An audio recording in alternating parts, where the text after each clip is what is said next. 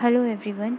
Today we will perform experiment 2 to determine the Planck's constant by photoelectric effect. So let's start with brief theory.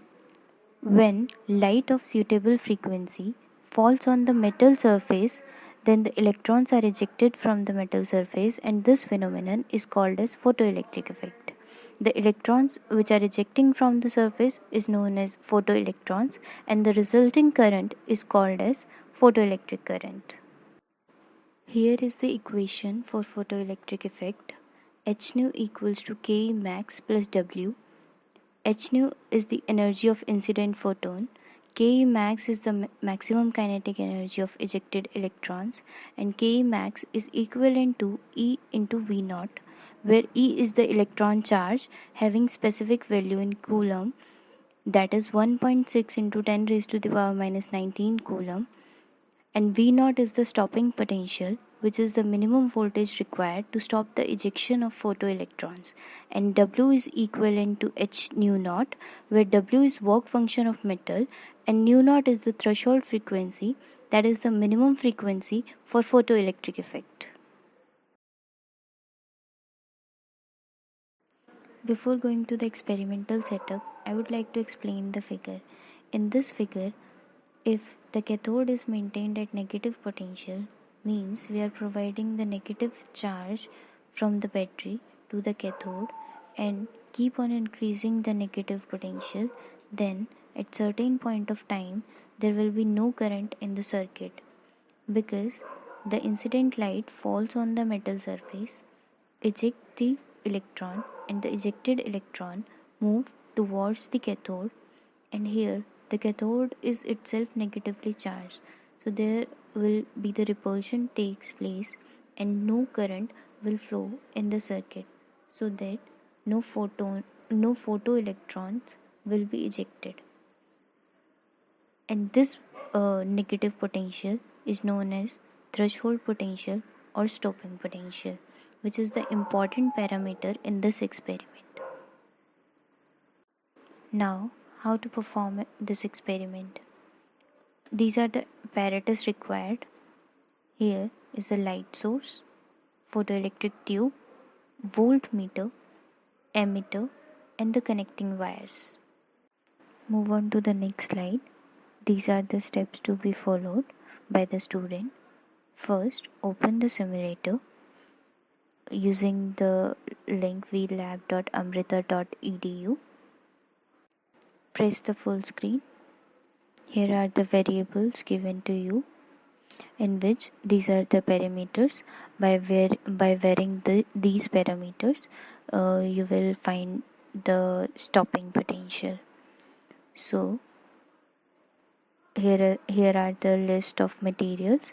We will do it for one material. Let's take it copper. Switch on the light. Make the area of plate maximum. Keep the intensity of light, suppose 50. I'll keep it on 15 watt per meter square. You can take it 20, 25, 30. It's up to you. So next, I'll keep the wavelength of light initially 100 nanometer. As you can see, there is some value in the emitter at the wavelength of light 100 nanometer. If I increase the stopping potential, the current gets reduced,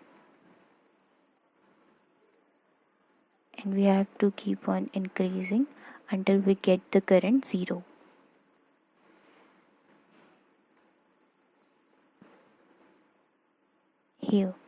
Here we get the current 0 and the corresponding voltage. This is basically our stopping potential. Now note down the readings in the observation table. Here you will write the wavelength in the range of 20 nanometer, from 100 nanometer to 280 nanometer. Calculate the frequency, write the stopping potential which you get from the experiment. And mind it, we are performing this for the copper material. Further, we will plot the graph between stopping potential and frequency. As we get straight line when we draw stopping potential versus frequency plot. So, to determine the value of Planck's constant, we have to do some calculation. As we get the straight line, we will use the formula slope equals to h by E, where h is the Planck's constant and E is the electron charge. Thus, h will be equal to slope into E.